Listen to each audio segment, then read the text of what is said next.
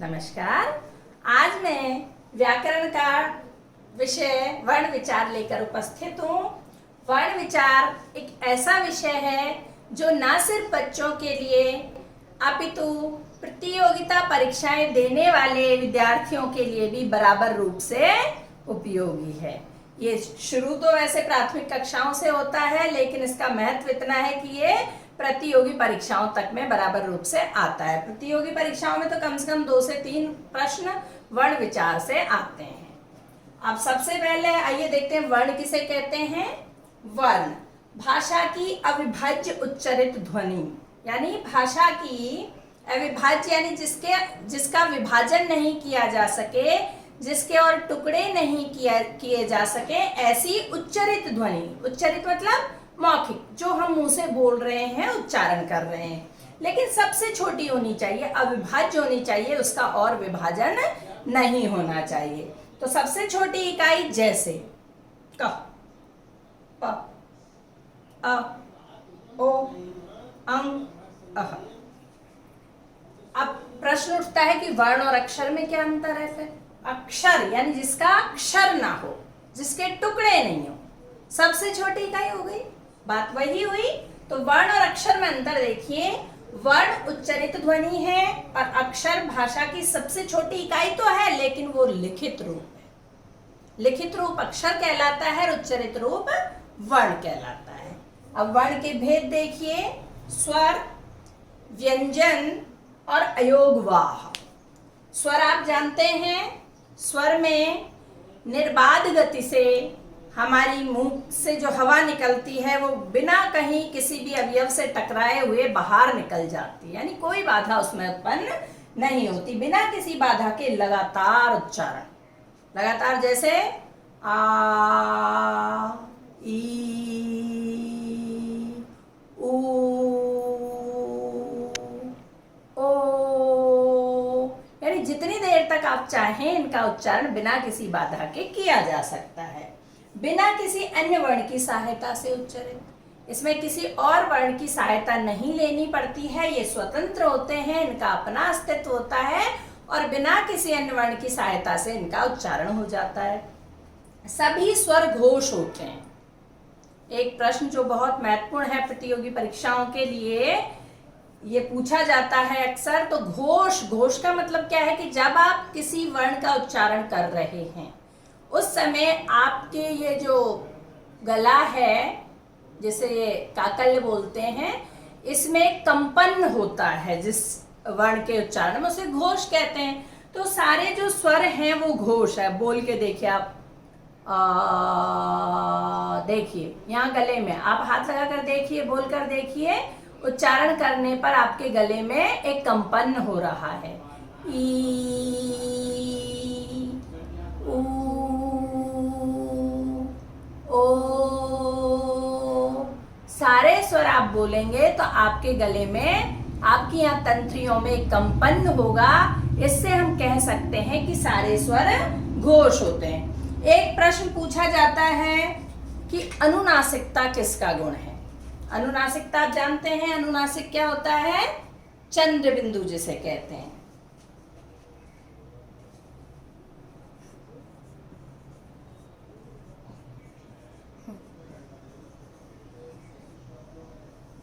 ये पूछा जाता है कि अनुनासिकता किसका गुण है, तो ये गुण है स्वरों का। व्यंजनों पर कभी भी अनुनासिक नहीं आता है, स्वरों पर आता है। जैसे ए, आ, अब चूंकि ऊपर मात्रा है तो चंद्र बिंदु को लगा नहीं सकते, इसलिए यहाँ सिर्फ बिंदु लगाएंगे। यहाँ भी मात्रा है, सिर्फ बिंदु लगाएंगे। ऐसे सभी स्वरों पर इस तरह से अनुनासिकता लगाई जा सकती है, ये इन्हीं का गुण होता है। ए, आ, ई, ए, इस तरह से इनका उच्चारण हो जाएगा। अब देखते हैं स्वरों की संख्या। ए, आ, ओ, ई, ओ, ऊ, ए, आई, ओ, औ। कुल 11 हैं। अब आप सोच रहे होंगे कि मैंने री क्यों नहीं लिखा इसमें, री क्यों नहीं लिखा और ओ कहां से लिख दिया। दो प्रश्न आपके मन में इस समय आए। देखिए, जिन लोगों ने पुरानी व्याकरण पढ़ी हैं, जो हिंदी के अद्यतन बदलाव हुए हैं उनसे परिचित नहीं हैं, उनके मन में इस तरह का प्रश्न उठना लाजमी है। लेकिन जिनको पता है वो समझ गए होंगे, क्योंकि ये जो री है ये संस्कृत का स्वर है और इस संस्कृत के स्वर को बदल करके अब हिंदी में इसका उच्चारण री री इस तरह से नहीं होता है। अब इसका उच्चारण कैसे करने लग गए हिंदी में, र में ई की मात्रा लग के री री री री बोलने लग गए इसको।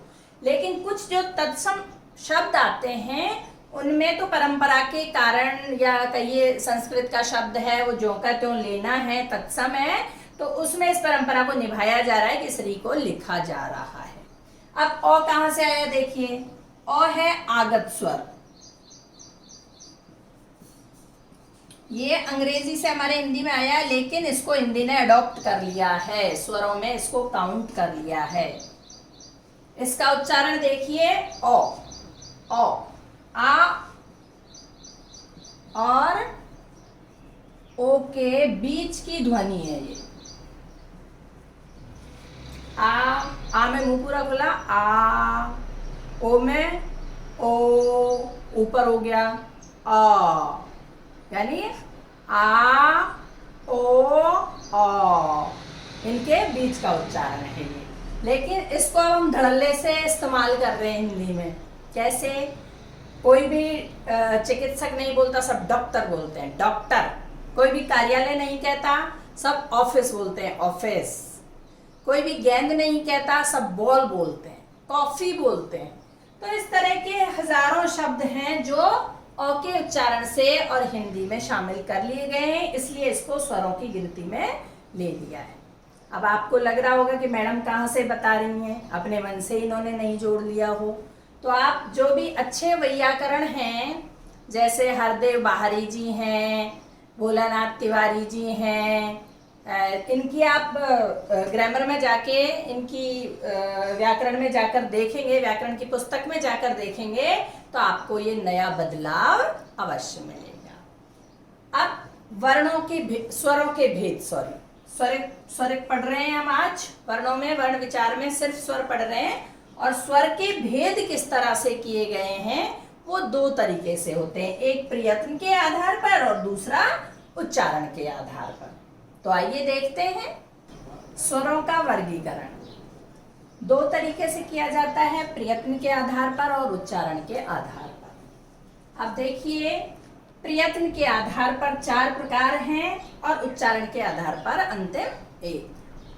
ये चित्र आप देख रहे होंगे कि ये चित्र क्यों बनाया गया है। इस चित्र को यदि आप सीख गए, यदि आपने प्रैक्टिस कर ली, यदि आपने बना लिया, तो आप स्वरों का वर्गीकरण नहीं भूलेंगे। चाहे परीक्षा में कैसे ही प्रश्न बन के आ जाए तो भी आपको दिक्कत नहीं होगी। देखिए, स्वरों के उच्चारण में लगने वाला समय और समय के आधार पर 2 प्रकार होते हैं, ह्रस्व स्वर और दीर्घ स्वर। इसको लघु और गुरु भी कहते हैं, लघु और गुरु, यानी जिसके उच्चारण में कम समय लगता है। ह्रस्व यानी होता है छोटा, यानी कम समय, और दीर्घ यानी बड़ा, यानी जिसके उच्चारण में, जिसको बोलने में अधिक समय लगता है। तो ह्रस्व स्वर 3 है हमारे, अ, इ और उ। बाकी जितने भी बच गए वो सब दीर्घ स्वर हैं। आ, ई, उ, ए, आई, ओ, औ। ये कितने हो गए? 8, और ये कितने हो गए? 3। कुल 11 स्वर हो गए। अब देखिए, स्वरों का उच्चारण करते समय जीभ की स्थिति, मुख में हमारी जीभ कहाँ रहती है। सबसे पहले हम उच्चारण करते हैं आ का,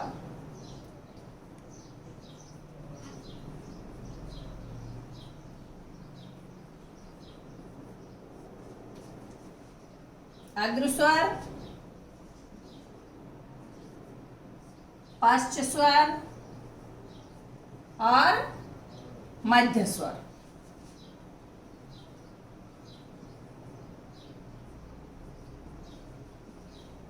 मध्य में कौन सा स्वर है? अ। हमारी जीभ देखिए, अ बीच मुंह में पड़ी हुई है, अ। तो ये हो गया हमारा मध्य स्वर। अब उच्चारण करिए, इ, ई और उ, ऊ। ई में जब उच्चारण किया जीभ आगे रही और ऊ में जब किया तो जीभ पीछे चली गई। तो अग्र स्वर में क्या हुआ? ई, ई। और पश्च स्वर में क्या हो गया? उ, ऊ। अब आगे उच्चारण करते हैं, ए, ओ, ए, ओ, ए, ओ। ए में जीभ आगे है और ओ में जीभ पीछे है। आई, औ, आई, औ। आई में आगे आई, औ में पीछे चली गई।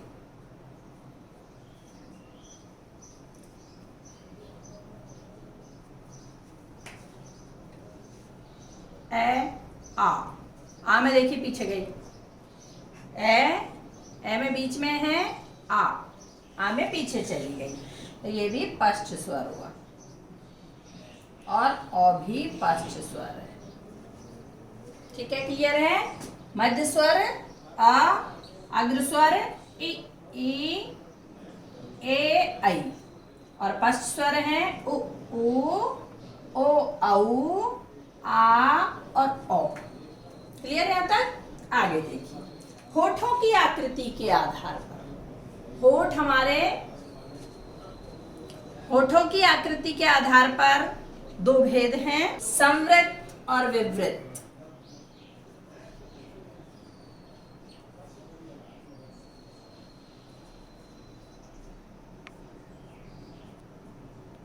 संवृत स्वर और विवृत स्वर। होठ एकदम गोल होंगे यानी बंद होंगे। संवृत का मतलब होता है बंद होना, विवृत का मतलब होता है खुलना। तो पर भेद क्या होंगे? चार होंगे। संवृत, अब ये जो दोनों ऊपर वाले हैं ये संवृत है। देखिए, इ, इ, ई, उ, ऊ। होठ एकदम पास पास है। बंद होने का मतलब बिल्कुल बंद नहीं है, मुंह बंद होगा तो फिर बोलेंगे ही कैसे, लेकिन होठ एकदम पास है, संवृत है। तो ये तो हुए संवृत स्वर।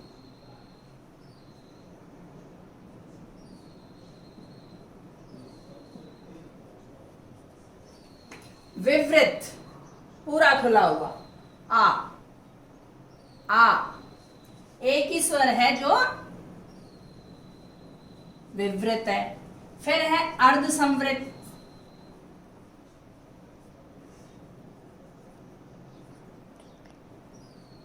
और अर्ध विवृत।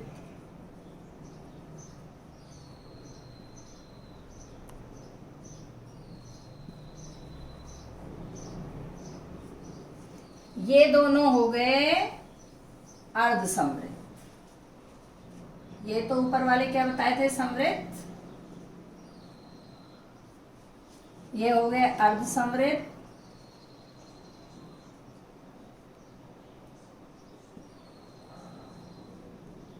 तो अर्ध संवृत में कौन कौन से आ गए? ए और ओ।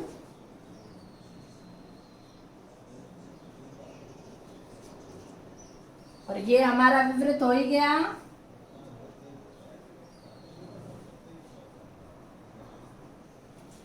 और ये रह गए हमारे अर्ध विवृत, चार स्वर।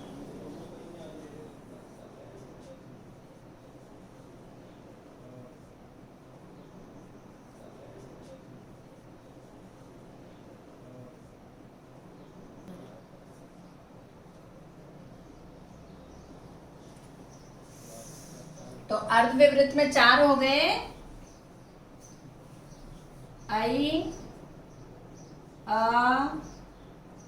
औ और औ। आया समझ में?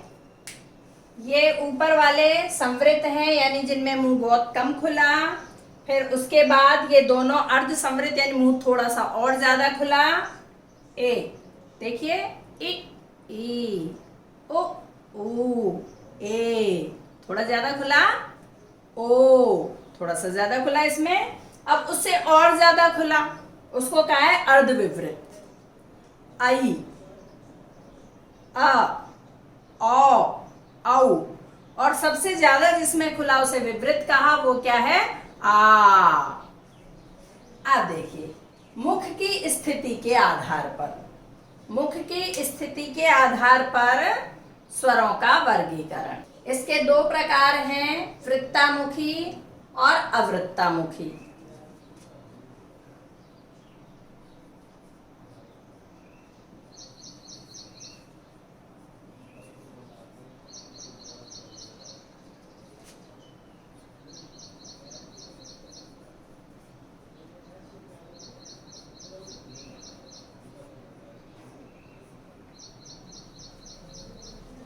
वृत्तामुखी में देखिए, जब आप वर्णों का उच्चारण करते हैं तो आपका मुंह एकदम गोल वृत्त की तरह हो जाना चाहिए।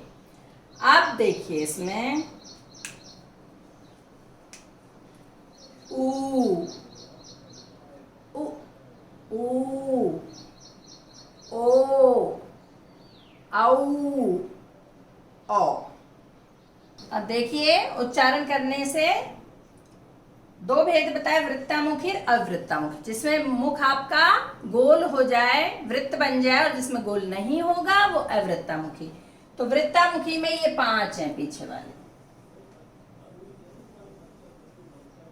वृत्तामुखी।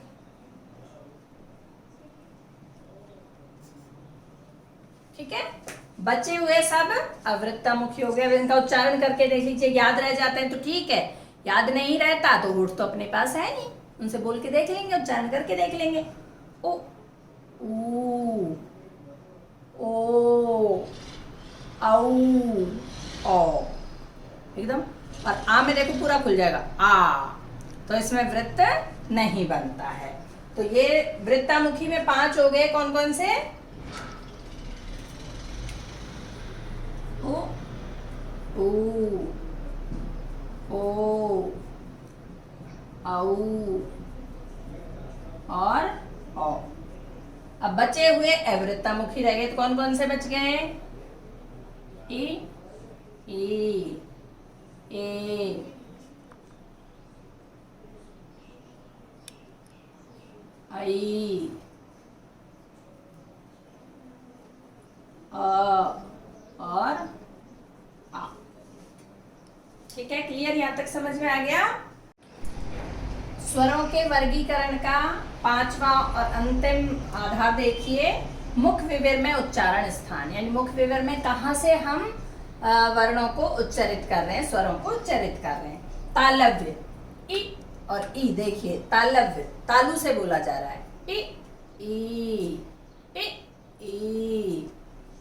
ओष्ठ है, यानी होठों से बोला जा रहा है, ओ, ऊ, ओ, ऊ। होठों की बनावट देखिए आप, होठों से उच्चारित हो रहा है। फिर आई और आई, ये हैं, इसके पड़ोसी हैं तालव्य के।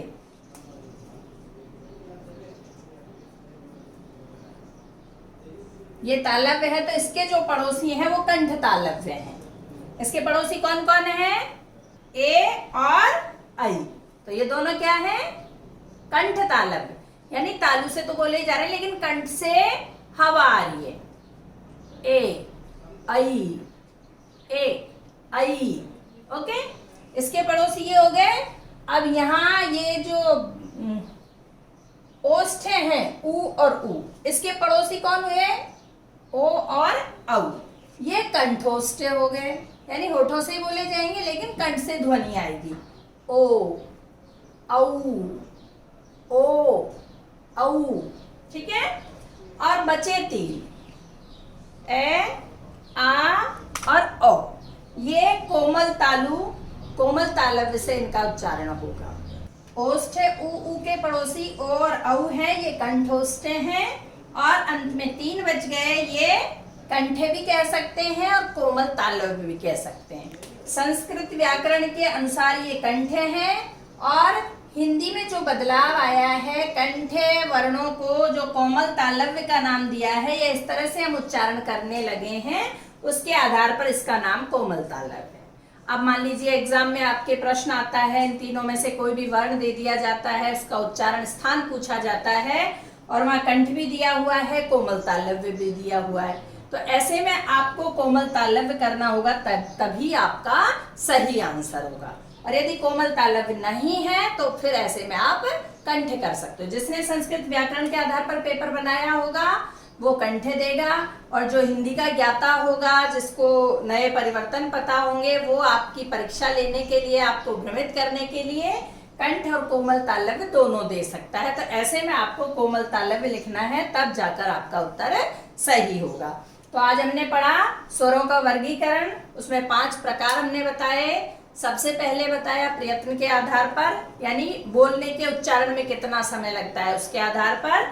तो उसमें 2 प्रकार बताए, ह्रस्व और दीर्घ। ह्रस्व में 3 वर्ण हमने बताए थे, 3 स्वर हमने बताए थे। कौन कौन से? अ, इ, उ, और बाकी बचे 8 जो थे वो दीर्घ स्वर या गुरु स्वर में गिने हमने। लघु और गुरु की मात्रा होती है, जो हिंदी में दी हुई है, लघु की मात्रा 1 होती है और गुरु की मात्रा इस तरह से होती है। ये 2 का सिंबल होता है, यानी इसके उच्चारण में डबल समय लग रहा है, इस तरह से इसको इंगित करेंगे। और लघु वर्ण के उच्चारण में, लघु स्वर के उच्चारण में 1 मात्रा का समय लग रहा है। ठीक है। दूसरा प्रकार हमने पढ़ा मुंह में जीभ की स्थिति के आधार पर वर्गीकरण। तो इसमें हमने पढ़ा अग्र स्वर, मध्य स्वर और पश्च स्वर। अग्र स्वर में पढ़े ई, ए, ऐ। मध्य स्वर में हमने पढ़ा अ, और पश्च स्वर में हमने पढ़े उ, ओ, औ, और आ। ठीक है। फिर हमने तीसरा प्रकार देखा होठों की आकृति के आधार पर। होठ हमारे कैसे बनते हैं? विवृत, संवृत, अर्ध संवृत, अर्ध विवृत, यानी थोड़े खुलते हैं, फिर और खुलते हैं, फिर और खुलते हैं, और पूरा खुल जाता है, इस तरह से। तो उसमें हमने पढ़ा था इ, उ, ये समृद्ध स्वर हैं। ए, ओ, ये अर्ध समृद्ध स्वर हैं, यानी थोड़ा और मुंह खुलता है। आई और औ, ये अर्ध विवृत है, यानी और थोड़ा मुंह खुल गया। और जो आ पड़ा अर्ध विवृत में ए, औ, ए और आ, ओ, 4 आए, और विवृत यानी पूरा मुंह खुलता है, वो आ हो गया। फिर चौथा प्रकार हमने पढ़ा, चौथा वर्गीकरण हमने पढ़ा मुंह की बनावट के आधार पर, यानी मुंह हमारा कैसा बनता है, वृत्तामुखी बनता है या अवृत्तामुखी बनता है। तो उसके हमने 2 भेद पढ़े थे, वृत्तामुखी और अवृत्तामुखी। वृत्तामुखी में 5 वर्ण बताए मैंने, 5 स्वर बताए, जो रेड सर्कल किया हुआ है, इधर ध्यान से देखिए, और आप बोलकर उच्चारण करके भी देख लीजिए, तो आपका मुंह एकदम गोल हो जाएगा इसमें। उ, ओ, औ और औ। ये 5 तो हो गए वृत्तामुखी, बाकी जितने बच गए वो सब अवृत्तामुखी हो गए। और अंतिम 5वां प्रकार हमने पढ़ा मुख विवर में उच्चारण का स्थान कहाँ है। तो सबसे पहले ई, ये तालव्य है। फिर इसके पड़ोसी दोनों ए और आई, ये कंठ तालव्य है। इसके बाद उ, ये ओष्ठ हैं। इसके पड़ोसी दोनों ओ और औ, ये कंठोष्ठ हैं। और जो तीनों बच गए ए, आ, ओ, ये तीनों कोमल तालव्य या कंठ कहलाएंगे। तो स्वर का पाठ यहीं समाप्त होता है। अगले वीडियो में हम आपसे मिलेंगे व्यंजनों के साथ। नमस्कार।